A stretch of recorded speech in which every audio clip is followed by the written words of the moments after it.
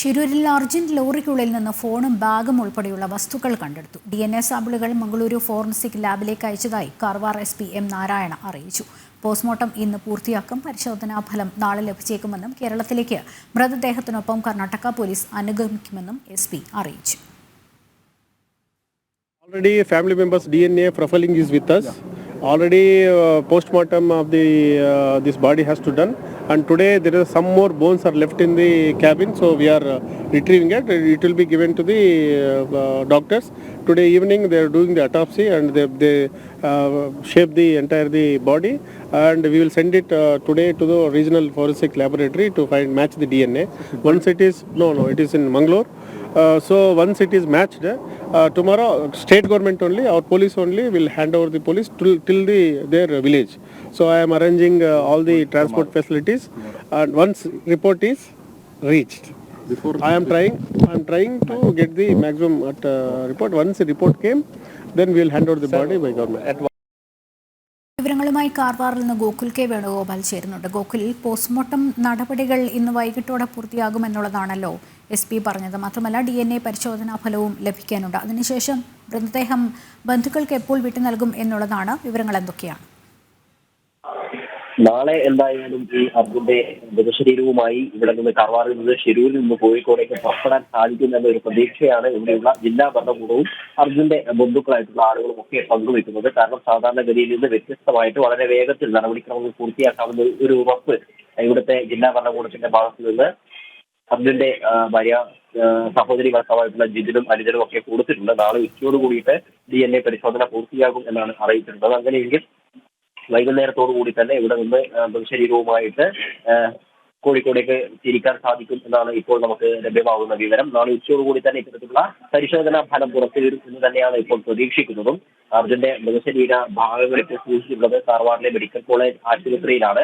പരിശോധന നടക്കുന്ന മംഗലാപുരത്തെ forensic science ലാബിലാണ്. അവിടെ നിന്ന് പരിശോധനാ ഫലം വരുന്ന ഉടനെ തന്നെ ഈ മൃതശരീരം വിട്ടുകൊടുക്കുന്ന നടപടിയിലേക്ക് കടക്കുമെന്നാണ് കാർവാർ SP ആയിട്ടുള്ള M നാരായണ മാധ്യമങ്ങളോട് പറഞ്ഞിട്ടുള്ളത്. അതിനുശേഷം ഇതുമായി ബന്ധപ്പെട്ട കൂടുതൽ പ്രതികരണങ്ങളൊന്നും വന്നിട്ടില്ല. അതുതന്നെയാണ് ഏറ്റവും ലേറ്റസ്റ്റ് ആയിട്ടുള്ള, അല്ലെങ്കിൽ ഇതുമായി ബന്ധപ്പെട്ടിട്ട് ഏറ്റവും ഒടുവിൽ നമുക്ക് നൽകാൻ കഴിയുന്ന വിവരവും അതുതന്നെയാണ്. DNA പരിശോധന പൂർത്തിയാകുന്ന സമയത്ത് തന്നെ മൃതശരീരം വിട്ടു നൽകുകയല്ല ചെയ്യുന്നത്. കർണാടക പോലീസിന്റെ അകമ്പടിയോടുകൂടി കോഴിക്കോടുള്ള അതിന്റെ കർണാടകത്തിന്റെ വീടിലേക്കോ മൃതശരീരം എത്തിക്കും എന്നാണ് കാർവാർ SP ആയിട്ടുള്ള M നാരായണ അറിയിച്ചിട്ടുള്ളത്. ആ രീതിയിൽ തന്നെ ആയിരിക്കും നടപടികളൊക്കെ നടക്കുന്നുണ്ടാവുക. ആദ്യഘട്ടത്തിൽ മൃതശരീരം വിട്ടുകൊടുക്കുക എന്ന് പറഞ്ഞിട്ടുള്ളത്. എന്നാൽ ഈ വിഷയത്തിൽ കൂടുതൽ ഇടപെടലുകൾ അല്ലെങ്കിൽ കൂടുതൽ പ്രാധാന്യം കർണാടക ഗവൺമെന്റ് നൽകുന്നു എന്നും ഇവരുടെ മൃതശരീരത്തിന്റെ കൂടെ അല്ലെങ്കിൽ മൃതശരീരത്തിന്റെ അകമ്പടിയായി കർണാടക പോലീസിന്റെ സാന്നിധ്യം ഉണ്ടാകും എന്നും കാർവാർ SP M നാരായണ രാവിലെ മാധ്യമങ്ങളെ കണ്ട സമയത്ത് പറഞ്ഞിട്ടുണ്ടായി.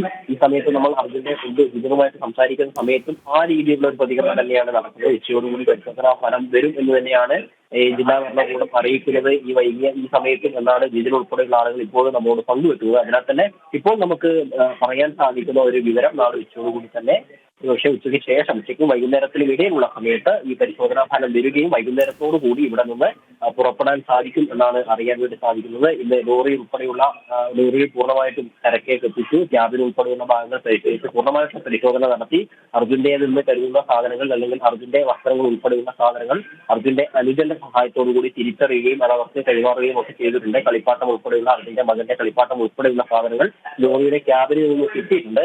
അപ്പോൾ ആ ലോറി കേന്ദ്രീകരിച്ചിട്ടും പുഴ കേന്ദ്രീകരിച്ചിട്ടുള്ള പരിശോധനകളൊക്കെ അർജുന് വേണ്ടിയിട്ടുള്ള പരിശോധനകളൊക്കെ പൂർത്തിയായിട്ടുണ്ട്.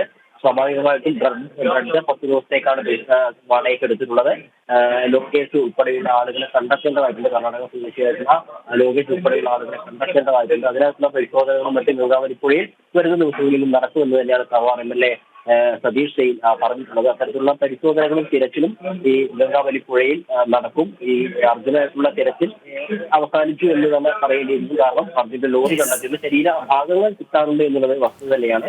മറ്റു 2 പേർക്കുള്ള തിരച്ചിൽ നടത്തുമ്പോൾ ശരീരഭാഗങ്ങൾ കിട്ടുന്നതനുസരിച്ച് അതും പരിശോധനയ്ക്ക് വിധേയമാക്കിയ ശേഷം പിന്നീട് വിട്ടു നൽകുന്ന ഒരു സാഹചര്യമായിരിക്കും ഉണ്ടാവുക. അങ്ങനെ ഇനി പുഴയിൽ തിരച്ചിൽ നടത്തുമ്പോൾ കിട്ടുകയാണെങ്കിൽ. വിവരങ്ങൾ നൽകിക്കൊണ്ടിരുന്നത്.